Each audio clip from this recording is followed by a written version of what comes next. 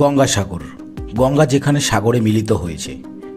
কপিল মুনির জন্য পশ্চিমবঙ্গের বদ্বীপ অঞ্চলের সাগরদ্বীপ পরিণত হয়েছে একটি পূর্ণ তীর্থভূমিতে। মকর সংক্রান্তির সময় দেশের বিভিন্ন প্রান্ত থেকে ছোট্ট এই সাগরদ্বীপে লক্ষ লক্ষ পূর্ণার্থীর সমাগম হয়। এমনকি এই সময় প্রচুর সাধুদের আগমন হয়। মেলার সময় অনেক নাগা সাধুদের দেখা যায়। তো আমি এই মুহূর্তে গঙ্গাসাগরের সাগরেই দাঁড়িয়ে রয়েছি, একদম সাগরেই দাঁড়িয়ে রয়েছি। পিছনে ফাঁকা বিচ রয়েছে, সামনে সুবিস্তীর্ণ সমুদ্র রয়েছে। তো কিছুদিন পরে, এখন ডিসেম্বর, জানুয়ারিতেই মকর সংক্রান্তি। দেশের বিভিন্ন প্রান্ত থেকে ভক্তের সমাগম হয় আমাদের গঙ্গাসাগরে। গঙ্গাসাগর একটি পূর্ণ তীর্থস্থান। বিভিন্ন রকম লোক আসেন এই পূর্ণ তীর্থস্থানে একবার মকর সংক্রান্তিতে স্নান করার জন্য।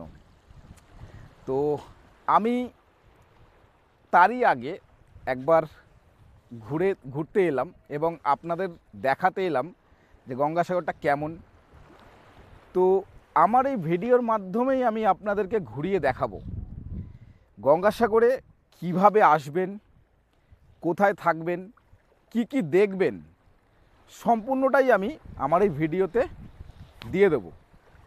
যারা আমার মতো একদিনে গঙ্গাসাগর ভ্রমণ করতে চান, ভিডিওটা তাদের জন্য আদর্শ হয়ে দাঁড়াচ্ছে। তো আপনারা কিন্তু সম্পূর্ণটা দেখুন আমি কিভাবে একদিনে যাত্রা করেছি। এবং আপনারা চাইলে এখানে একদিন দুদিন থাকতেও পারেন। খুবই নিরিবিলি জায়গা। এই সময়টা নিরিবিলি। জানুয়ারির 10 তারিখের পর থেকে এখানে ভিড় শুরু হয়ে যাবে। লাখ লাখ ভিড় হয়, যেখানে জায়গা পাওয়া মুশকিল হয়, ভেসেলে আসা মুশকিল হয়, বাস গাড়ি পেতে মুশকিল হয়। তো এই সময়টা যারা ফাঁকায় ঘুরতে চান অবশ্যই এখানে আসুন, ঘুরুন, খুবই ভালো লাগবে। কুম্ভ মেলার পরেই দেশের দ্বিতীয় বৃহত্তম মেলা গঙ্গাসাগর মেলা। প্রাচীন সময়ে গঙ্গাসাগর যাত্রা অনেক কষ্টসাধ্য এবং দুর্গম ছিল, কিন্তু বর্তমানে গঙ্গাসাগর যাত্রা অনেক সহজ হয়েছে। গঙ্গাসাগর এখন একটি ট্যুরিস্ট ডেস্টিনেশনে পরিণত হয়েছে। সারা বছরই ভ্রমণার্থীরা এই গঙ্গাসাগর ভ্রমণে যান। এখানে দেখবেন সাগর বিচ, কপিল মুনির মন্দির, সাগর লাইট হাউস, ভারত সেবাশ্রম, বেনুবন প্রভৃতি। গুড মর্নিং সবাইকে, আবারও একটা নতুন ব্লগে সবাইকে স্বাগত জানাচ্ছি। তো আজকে আমার ড্রেস আপ দেখেই বোঝা যাচ্ছে ঠান্ডা পড়ে গেছে। সত্যি ঠান্ডা পড়েছে। আমি যে রুটটাতে যাচ্ছি সেই রুটটায় ঠান্ডা, এবং কিছুদিনের মধ্যে সেই রুটে লাখ লাখ ভিউ, মানে লাখ লাখ লোকজন পৌঁছে যাবে। আমি যাচ্ছি আজকে একটা পূর্ণ তীর্থস্থানে, গঙ্গাসাগর। তো আমার সাথে থাকুন। গঙ্গাসাগর আপনারা কিভাবে যাবেন, কোথায় থাকবেন, কি কি খাবেন, সম্পূর্ণ ডিটেলসটা আমি আপনাদের শেয়ার করব। আর আমি এই মুহূর্তে রয়েছি দক্ষিণ 24 পরগনার একটি বিখ্যাত রাস্তা, ডায়মন্ড হারবার রোড। তো আমি ডায়মন্ড হারবার রোড দিয়েই যাচ্ছি, এবং আপনারা গঙ্গাসাগরে অনেক উপায়ে আসতে পারেন। বাই রোড, ট্রেন জার্নি করে, এছাড়া ক্রুজে করে। আমি আমার ভিডিওটা দেখতে থাকুন, আমি সমস্ত ডিটেলসটাই আপনাদের সাথে শেয়ার করব। তো চলুন, রাস্তায় দেখা হচ্ছে কিভাবে যাচ্ছি। তো এই মুহূর্তে আমি কুলপি বাজার ক্রস করলাম। ডায়মন্ড হারবার রোড দিয়ে এলেই কুলপি বাজার পড়ে, তো কুলপি বাজারটা ক্রস করলাম। তো পথে যেতে যেতে একজনের সাথে আমার দেখা হয়ে গেল। আমি পরিচয় করিয়ে দিচ্ছি, আমার পাশেই রয়েছে। তো কাকাবাবুর নামটা একটু জানবো। সঞ্চিত কুমার দাস। তো আমি গঙ্গাসাগর যাচ্ছিলাম ডায়মন্ড হারবার রোড দিয়ে। তো হঠাৎ করে ওনার সাথে দেখা হলো। উনি পায়ে হেঁটে গঙ্গাসাগর ভ্রমণ করছেন এবং দার্জিলিং থেকে স্টার্ট করেছেন। তো আমি ওনার মুখ থেকেই একটুখানি শুনে নেব ব্যাপারটা। আমার নাম সঞ্চিত কুমার দাস। শুনলেন, আমার বাড়ি হচ্ছে হুগলি জেলার ত্রিবেণী শহরে। আমার বয়স 65 বছর বয়স। বহুজাতিক সংস্থাতে কাজ করতাম। 4 বছর হলো রিটায়ার্ড করেছি। রিটায়ার্ডের পর দেখলাম যে আমার শরীর পুরো ফিট আছে। তখন একটা চিন্তাভাবনা করলাম যে মানুষের জন্য, সমাজের জন্য কিছু কাজ করি। সেই উদ্দেশ্যে, যেহেতু আমার বাড়ি দুটো নদীর মাঝামাঝি জায়গা, একটা হচ্ছে গঙ্গা নদী, একটা সরস্বতী নদী, সেই জন্য আমি গঙ্গা নদীকে সিলেক্ট করি। গঙ্গার উৎস থেকে মোহনা এই 2010 কিলোমিটার পথ পুরোটা সোজা পথে হেঁটে এসেছিলাম। তখন বেশ কিছু মানুষের সাথে এই পরিবেশের বার্তা পৌঁছে দিয়েছি। তখন আমার মনে হয়েছিল যে ভীষণ কম সংখ্যক মানুষের কাছে বার্তা পৌঁছে দিয়েছি। সেই জন্য চিন্তা করলাম যে যদি আমি উল্টো হাঁটি তাহলে আরও বেশি মানুষের দৃষ্টি আকর্ষণ করব, কম সময়ে বেশি মানুষের কাছে পরিবেশের বার্তা পৌঁছে দেবো। আমরা সবুজ পৃথিবী চাই, এই বার্তা মানুষের কাছে পৌঁছে দেবো। সেই জন্য 4 নভেম্বর দার্জিলিং থেকে গঙ্গাসাগর কপিলমুনি আশ্রম, এই দীর্ঘ প্রায় 930 কিলোমিটার মতো রাস্তা পেছন দিকে হেঁটে হেঁটে চলেছি। আজ এই মুহূর্তে কুলপি ছাড়িয়ে চলেছি প্রায় 3-4 কিলোমিটার। তো এটা খুবই ভালো লাগছে যে উনি পরিবেশের কথা ভেবে বার্তা দিচ্ছেন আমাদের ইয়ং জেনারেশনকে, যাতে আমরাও এই পরিবেশের প্লাস্টিক বা দূষণটাকে নিয়ন্ত্রণ করতে পারি যতটা সম্ভব। আমার স্লোগান ছিল আমরা সবুজ পৃথিবী চাই। সবুজ পৃথিবী তো সবাই চায়, এর মধ্যে হচ্ছে যে আমরা গাছ কম বেশি লাগাই, গাছ আমরা আরেকটু বেশি করে লাগাবো। তবে গাছগুলো সাইডে সাধারণত দেখা যায় যে 2 ফুট 2.5 ফুট ম্যাক্সিমাম 3 ফুটের গাছ লাগাই, ওগুলো না লাগিয়ে আমি একটা সাজেশন দিচ্ছি, যদি আমরা 6 ফুটের ওপরে যদি গাছ লাগাই, এগুলো নার্সারিতেও পাওয়া যাবে আর বন দপ্তরে গেলেও পাওয়া যাবে। 6 ফুটের ওপরে গাছ লাগালে কী হবে, ওই গাছগুলো 100টা লাগালে 100টাই বাঁচবে। হ্যাঁ, কিন্তু যদি আমরা ছোট গাছ লাগাই সেগুলো পরিচর্যার করার একটা ব্যাপার আছে, অনেক সময় থাকে না, বিভিন্ন কাজের জন্য ওই জল পায় না ঠিকভাবে, গাছগুলো মারা যায়। যদি 5000 গাছ লাগানো যায় বছরে, দেখবেন যে 4500 গাছ মারাই গেছে, হ্যাঁ, শুধুমাত্র পরিচর্যার অভাবে। সেই জন্য আমি একটা সাজেশন দিচ্ছি, আপনারা অল্প লাগান কিন্তু একটু 6 ফুটের ওপরে গাছ লাগান, তাহলে দেখবেন 5000 গাছ লাগালে 5000ই বাঁচবে। আর হচ্ছে প্লাস্টিক বর্জন আমরা টোটালি করব। আমরা বাড়ি থেকে যখন বেরোবো তখন যদি একটা সুতির ব্যাগ নিয়ে বেরোই, হ্যাঁ, তাহলে ওই ক্যারি ব্যাগগুলো বাড়িতে আসে না। আর একটা হচ্ছে জল অপচয় বন্ধ করব, জল দূষণ করব না। এই বার্তা মানুষের কাছে পৌঁছে দিচ্ছি আমি পিছন দিকে হেঁটে হেঁটে। একদমই তাই। তো চলুন আবার দেখা হচ্ছে। আমি গঙ্গাসাগর অব্দি যাচ্ছি, কাকাবাবুও হেঁটে হেঁটে যাবেন। এই হচ্ছে ওনার হাঁটার থিম। উনি হাতে একটা মিরর রেখেছেন যাতে পেছনে কোনো অ্যাক্সিডেন্ট না হয়ে যান বা কিছু না হন। তো এই হচ্ছে হাঁটার অভিনব প্রয়াস, যেটা আমার কাছে নতুন লাগলো একদম। সঞ্চিতবাবু এভাবেই উল্টো দিক করে হেঁটে দার্জিলিং থেকে কপিলমুনির আশ্রম পর্যন্ত যাত্রা করছেন। কিভাবে আসবেন এই পূর্ণভূমি গঙ্গাসাগরে? গঙ্গাসাগর অনেক উপায়ে আসা যায়। যদি আপনারা ট্রেনে আসেন সেক্ষেত্রে শিয়ালদা স্টেশন থেকে ট্রেন ধরে দক্ষিণ 24 পরগনার কাকদ্বীপ স্টেশনে নামতে হবে। স্টেশনের বাইরে থেকে টোটো ধরে আসতে হবে লট 8 জেটিঘাটে। গঙ্গাসাগর আপনারা বাসেও আসতে পারবেন। বাসে আসার জন্য ধর্মতলা থেকে কাকদ্বীপ বা নামখানাগামী বাসে উঠতে হবে, নামতে হবে নতুন রাস্তার মোড়, সেখান থেকে টোটোতে লট 8 জেটিঘাটে আসতে হবে। আপনারা চাইলে আমার মতো নিজস্ব গাড়ি বা বাইকে করে পৌঁছে যেতে পারেন গঙ্গাসাগরে। নিজস্ব গাড়ি বা বাইকে আসলে ডায়মন্ড হারবার রোড দিয়ে আসতে হবে নতুন রাস্তার মোড় পর্যন্ত, সেখান থেকে ডান দিক নিয়েই লট 8 জেটিঘাটে পৌঁছে যাবেন। আপনারা প্রয়োজন হলে গুগল ম্যাপের সাহায্য নিতে পারেন। এই যে ফলকটা দেখতে পাচ্ছেন, ওইটা হচ্ছে মেন রোড চলে গেছে, মানে ডিএইচ রোড ধরে কাকদ্বীপ অবধি যেতে হবে না, তার কিছুটা আগেই নতুন রাস্তার মোড় পড়বে। সেই নতুন রাস্তার মোড় থেকে ডান দিকে ঢুকে গেলে গঙ্গাসাগরের রোড। তো আপনারা দেখতেই পেলেন ভিডিওতে আমি যেভাবে এলাম। তো এবার আমি চলে যাব হচ্ছে লট 8 ফেরিঘাটে। তো চলুন সেখানে গিয়ে দেখা হচ্ছে। লট 8 জেটিঘাট থেকে ভেসেলে সাগরদ্বীপের কচুবেড়িয়া জেটিঘাটে যেতে হবে। যেতে সময় লাগবে 45 মিনিট। যারা গঙ্গাসাগরে আসবেন তারা অবশ্যই ফেরির সময় দেখে আসবেন। ফেরি কিন্তু সব সময় চলে না, কারণ ভাটার সময়ে নদীতে চর পড়ে যায়। ফেরি চলাচলের সময় জানার জন্য গঙ্গাসাগর অ্যাপ বা ফেসবুকে gangasagar.com নামে একটি পেজ আছে, যেখানে লট 8 থেকে কচুবেড়িয়া যাওয়ার সময় প্রতিদিন আপডেট করা থাকে। আসার আগে একবার দেখে নেবেন। এই হলো লট 8-এর জেটিঘাট। এইখান থেকেই জেটিতে ওপারে যেতে হবে। তো এখানে আমি একটা ইনফরমেশন দেব টিকিটের ব্যাপারে।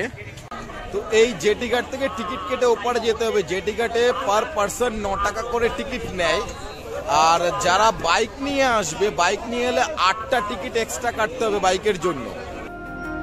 লট 8 থেকে কচুবেড়িয়া যে নদীর উপর দিয়ে যাওয়া হয় তার নাম মুড়িগঙ্গা। এই 45 মিনিট মুড়িগঙ্গার উপর দিয়ে যেতে যেতে খুব সুন্দর অভিজ্ঞতার সম্মুখীন হলাম। প্রচুর পরিমাণে গাংচিল বা সিগাল পাখি লঞ্চের দুধারে উড়ে বেড়াচ্ছে। দানা জাতীয় খাবার খায় এই পাখিগুলি, ছুঁড়ে দিলেই এক ঝাঁক দল বেঁধে এসে নিয়ে যায়। একটা গুরুত্বপূর্ণ তথ্য জানিয়ে রাখি, ফেরিঘাট থেকে যে টিকিট কেটে উঠবেন সেটা কিন্তু রেখে দেবেন, কারণ দুপাশের জেটিঘাটেই টিকিট চেক করা হয়। এই হচ্ছে কচুবেড়িয়া ফেরিঘাট। তো আমরা ওপাশে লট 8 ফেরিঘাট থেকে এই পারে কচুবেড়িয়া ফেরিঘাটে এলাম। এই রাস্তা দিয়ে সোজা চলে যেতে হবে কপিলমুনি আশ্রম বা গঙ্গাসাগর। তো এই ফেরিঘাটটাই হচ্ছে এখানকার মেন ফেরিঘাট কচুবেড়িয়া। আরও রয়েছে, তো এইটা হচ্ছে বেশি পপুলার। এখানে লাইন দিয়ে শেয়ার গাড়ির টোটো রয়েছে কচুবেড়িয়া ঘাট থেকে। এখান থেকেই সাগর যাচ্ছে তো, এখান থেকে সাগর যাচ্ছে তো। কিরকম ভাড়া নিচ্ছে এখান থেকে শেয়ারে? রিজার্ভে কিরকম ভাড়া লাগছে? 500। আর বড় গাড়িও এখানে আছে তো? বড় গাড়ি সামনে রয়েছে, বাস স্ট্যান্ড সামনে, বাস স্ট্যান্ড তাই তো? আচ্ছা, তো এইখান থেকে আপনারা এলে প্রচুর যাতায়াত করতে পারবেন, প্রচুর গাড়ি রয়েছে। ওই যে সামনে ম্যাজিক গাড়ির স্ট্যান্ড রয়েছে, বড় গাড়ি রিজার্ভ করে যাবে। এগুলো টোটো রিজার্ভের জায়গা।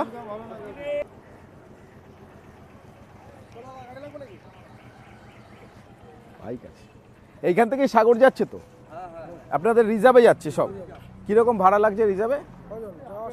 না না, পুরোটা আপ অ্যান্ড ডাউন 1200। আর রিজার্ভ ছাড়া কি যাওয়া যায়? শেয়ারের গাড়ি সামনে রয়েছে। আচ্ছা, এইখানে সমস্ত রিজার্ভ গাড়িগুলো রয়েছে। আপনারা যারা আসবেন এখান থেকে রিজার্ভ করে যেতে পারবেন পুরো সাগর অবধি, আপ অ্যান্ড ডাউন। আমাদের 1200 টাকা একটা আছে আর 1600 টাকা একটা আছে, দুরকম গাড়ি আছে। দুরকম। তো দুটোর ফ্যাসিলিটি যদি একটু বলেন। ফ্যাসিলিটি বলতে একটাই ফ্যাসিলিটি সময়ের উপরে ডিপেন্ড করে। আচ্ছা, টাইম মানে ওখানে গিয়ে কিছুক্ষণ রেস্টও নিতে পারবে, মানে টাইম নিতে পারবে, সময়ের উপরে একটু ডিপেন্ড করে, আর অন্য কিছু না। আচ্ছা আচ্ছা, যাত্রীরা ওখানে গিয়ে সময় নিতে পারবেন, তার জন্য 1200 এবং 1600 রিজার্ভ গাড়ি করা যাবে। তো খুবই ইজি জার্নি। আপনারা যদি আসেন এই কচুবেড়িয়া ঘাটে এসে, পুরোটা এখান থেকেই প্রচুর গাড়ি রয়েছে যেটা যাতায়াত করা যাবে। কিন্তু আমি তো গাড়িতে যাব না, আমি আপনাদের ইনফরমেশন দিলাম। আমার সাথে যেহেতু বাইক রয়েছে, আমি পুরোটা এখন বাইকে চলে যাবো। এখান থেকে কম বেশি 30 কিলোমিটারের মতন রাস্তা রয়েছে, 1 ঘন্টার জার্নি রয়েছে। তো আমি পুরোটা জার্নি করব এবং দেখাচ্ছি, চলুন সাথে থাকুন, আরও ইনফরমেশন দেবো। আর সামনেই বাস স্ট্যান্ড রয়েছে। এই হচ্ছে বাস স্ট্যান্ড। এই বাস স্ট্যান্ড থেকেই বাস যাচ্ছে, প্রচুর বাস রয়েছে এখানে গঙ্গাসাগর যাওয়ার জন্য। আর এইখানের গাড়িগুলো হচ্ছে সমস্ত শেয়ারের গাড়ি। এই যে লাইন দিয়ে দাঁড়িয়ে রয়েছে, এগুলো হচ্ছে শেয়ার গাড়ি, আর পেছনে ছিল রিজার্ভ গাড়ি। এখান থেকে 30 কিলোমিটারের জার্নি রয়েছে গঙ্গাসাগর।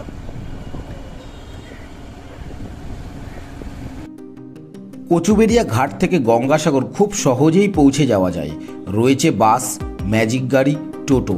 এছাড়া চাইলে আপনারা গাড়ি রিজার্ভ করেও যেতে পারেন।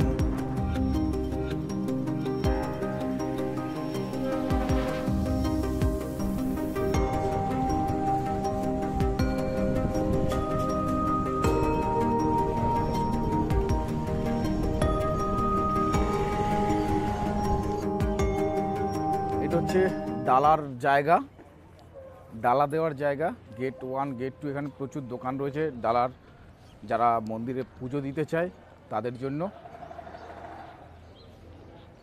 অনেক দোকান রয়েছে।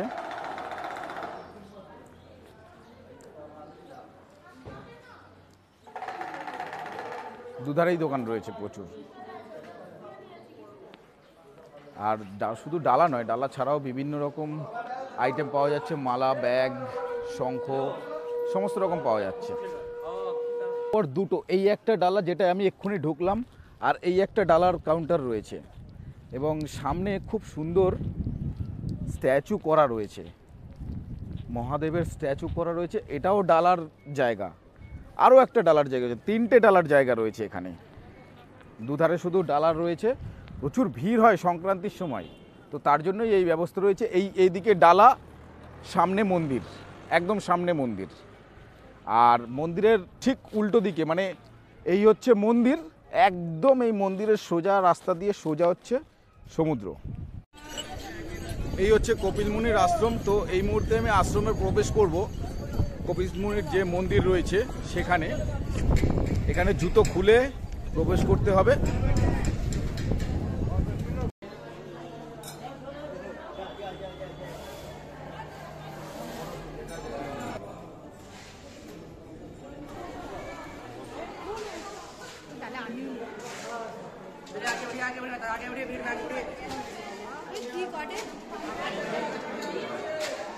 এই হচ্ছে আশ্রমের মন্দিরের view।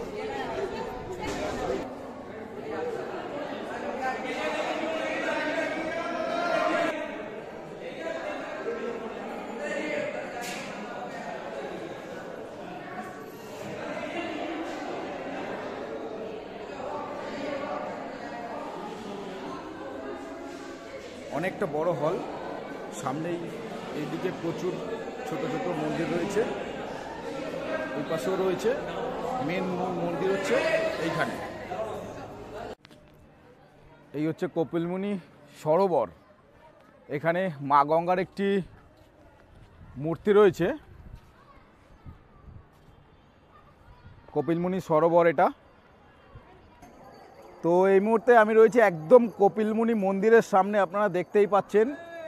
আর মন্দিরে ভিতরে দর্শন করালাম, সেটাও দেখলেন। এখন আমি এখানকার যে সাধু আছেন, নাগা সাধু বা বিভিন্ন সাধু, তাদের সাথে একটুখানি কথা বলবো, তো সেটা দেখাবো। সেটা এই দুধারেই রয়েছে, এইখানে যে ঘরগুলো রয়েছে এখানে রয়েছে। তো চলুন দেখাচ্ছি। তো এই সমস্ত ঘরগুলোতে রয়েছে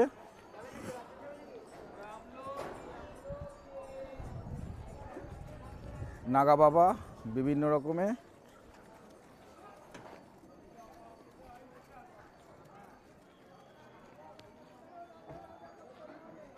बाबा कैसे? आप यहाँ ही रहते? कितना साल से है आप इधर?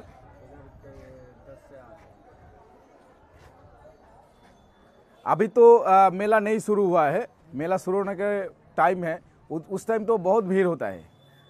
आप यहाँ का ही है ना अदर्स? हरिद्वार से।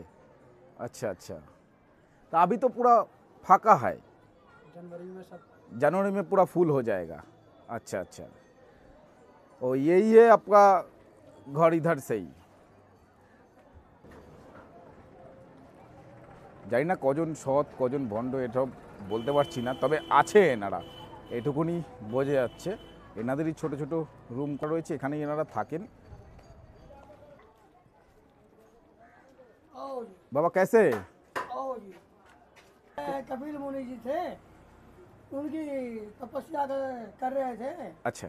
उनकी घोड़ा लेके आ गया, अब कौन लेकर आया नहीं आया, ये तो तपस्या में मगन है।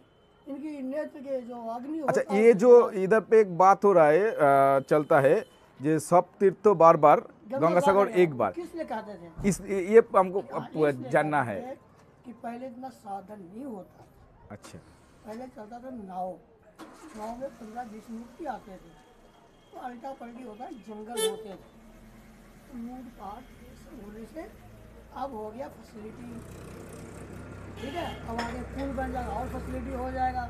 हाँ। अब दर्शन सालों आते रहते जाते रहते। अच्छा। उस समय पहले आते थे, चले जाते थे, तो और- उस समय की बात में अभी जाओगे तो नहीं होगा। अभी आप हैं, फिर आपके बच्ची आएंगे, फिर आपके पिताजी थे, तो जैसे जैसे समय बदलता है वैसे वैसे ही सृष्टि बदलता है।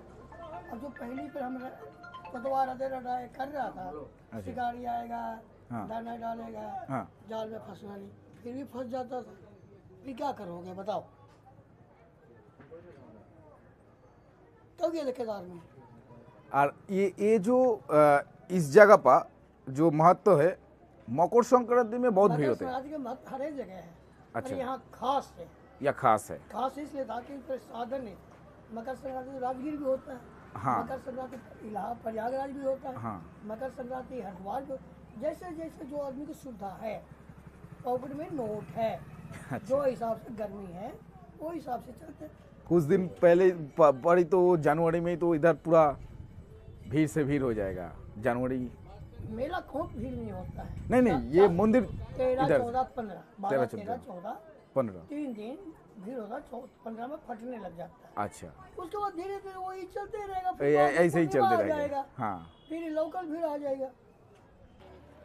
তো আমি এখন মন্দির থেকে বেরিয়ে আমি এখন গঙ্গার দিকে যাব, মানে সমুদ্রের দিকে যাব। তো সেটাই এখন দেখাবো। প্রচণ্ড রোদ রয়েছে, মেলার প্রস্তুতি চলছে দুধারেই।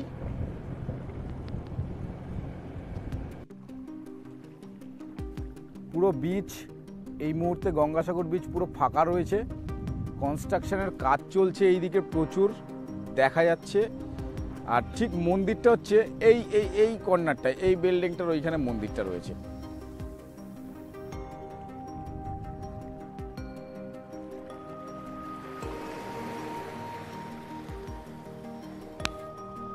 এই মুহূর্তে আমি রয়েছি গঙ্গাসাগরের একদম বিচে। তো এই মুহূর্তে এখানে দেখতে পাচ্ছি প্রচুর কাজ চলছে, যেহেতু সামনেই মেলা, বেশ কিছুদিনের মধ্যেই মেলা শুরু হয়ে যাবে। জানুয়ারির 15-16 এই সময় হয়তো মকর সংক্রান্তিতে এখানে বিশাল মেলা হয়। বিভিন্ন জায়গা থেকে ভক্তরা আসেন, আপনারা সবাই জানেন। তো তারই প্রস্তুতি চলছে। আর এই আমার পেছন দিকে দেখা যাবে প্রচুর লাইন দিয়ে কোনো পোস্ট বা এই জাতীয় কিছু করেছে, এগুলো হচ্ছে মেলার জন্য করেছে। গঙ্গাসাগর মূলত কপিল মুনির আশ্রমের জন্য বিখ্যাত। আর এই গঙ্গাসাগর একটা আইল্যান্ড, আমাদের ওয়েস্ট বেঙ্গলের একটা আইল্যান্ড বলা চলে। তো আমার আশেপাশ দেখে মনে হচ্ছে একদম ফাঁকা, সত্যিই ফাঁকা। গঙ্গাসাগর মূলত মকর সংক্রান্তির জন্য বিখ্যাত, তাই মকর সংক্রান্তির সময় এখানে পা ফেলার জায়গা থাকে না। এই বিচে গিজগিজ করে লোক পূর্ণ স্নান করার জন্য। এখানে থাকার অনেক জায়গা রয়েছে, মূলত লজ, আশ্রম, ধর্মশালা এগুলোই পাবেন। ভারত সেবাশ্রম এখানকার অন্যতম থাকার জায়গা। এছাড়াও 500 থেকে 800 টাকার মধ্যে বিভিন্ন লজে থাকতে পারবেন। তবে মনে রাখবেন, গঙ্গাসাগর মেলার সময় একটু রেট বেশি হতে পারে।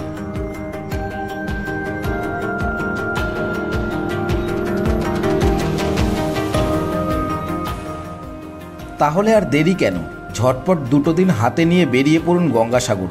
তবে মেলার সময় না আসাই ভালো, প্রচুর ভিড়ের মধ্যে থাকতে হবে। তো বন্ধুরা, কেমন লাগলো গঙ্গাসাগর ভ্রমণ? যদি কারোর কোনো প্রশ্ন থাকে অবশ্যই জানাবেন কমেন্ট করে, আমি যথাসাধ্য চেষ্টা করব উত্তর দেওয়ার।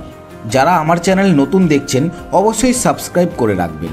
আমি এভাবেই ভ্রমণ করে চ্যানেলে দিতে থাকব, যা আপনারা ঘরে বসে উপভোগ করতে পারবেন।